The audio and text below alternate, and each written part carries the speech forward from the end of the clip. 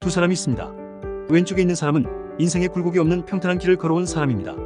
오른쪽에 있는 사람은 인생의 굴곡이 있는 험난한 길을 걸어온 사람입니다. 시간이 흘러 성인이 된 후 많은 도전을 하는데요. 평탄한 길만 걸어온 사람은 쉽게 무너지지만 굴곡이 있었던 사람은 그 굴곡이 버텨주는 역할을 합니다.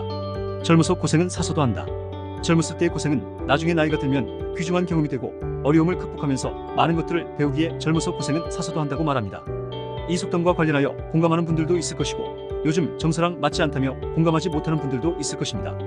공감하는 입장 기사의 내용은 독일의 막스 프랑크 교육연구소에서 15년 동안 1,000명을 대상으로 지혜에 대해 연구한 결과 역경이나 고난을 극복한 사람과 가난한 환경에서 자란 사람이 더 지혜롭다고 했으며 특히 지혜로운 사람일수록 인생의 어두운 단면을 일찍부터 더 많이 체험하는 것으로 나타났다고 발표했다는 내용입니다. 또한 인간 수명을 연구하는 러시아 과학자들이 동물을 대상으로 실험을 했는데 첫 번째 그룹 동물들에게는 풍성한 음식과 걱정이 없는 이상적인 생활 환경을 제공했고 두 번째 그룹 동물들에게는 걱정과 기쁨이 공존하는 공간을 제공했습니다.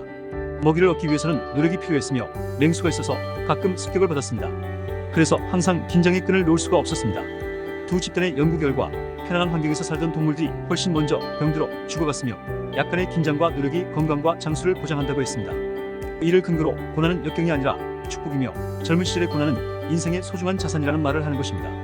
공감하지 않는 입장 기사의 내용은 유치원 때부터 다재다능함을 내세우며 모든 것을 다 섭렵하게 만들었던 세대 초등학교 때는 공부가 인생의 전부라는 소리를 들으며 놀기를 금기하는 사회를 접했고 중학교부터는 특목고로의 진학이 최선의 선택임을 교육받았던 세대 고등학교에서는 장래 희망의 커밍아웃을 강요받으며 입시와의 전쟁을 치르는 세대 대학교에서는 학문을 배우는 곳이라기보다 직장인 양성소로서 취업과의 전쟁을 미리 준비해야 하는 세대 대학을 졸업한 후에는 대출받은 등록금으로 인해 신용불량자가 되지 않으면 다행이라고 생각하게 만드는 세대에게 과연 우리는 무슨 말을 해줘야 하는지를 잘 모르는 것 같다고 말했습니다.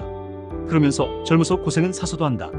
이 말보다는 엘빈 토플러가 말한 한국은 미래에 필요하지 않은 지식과 존재하지도 않을 직업을 위해 하루 15시간씩 공부하고 있다. 라는 그들을 일깨워주는 솔직한 말을 해줘야 할 때이지 않을까? 라는 질문을 던졌습니다.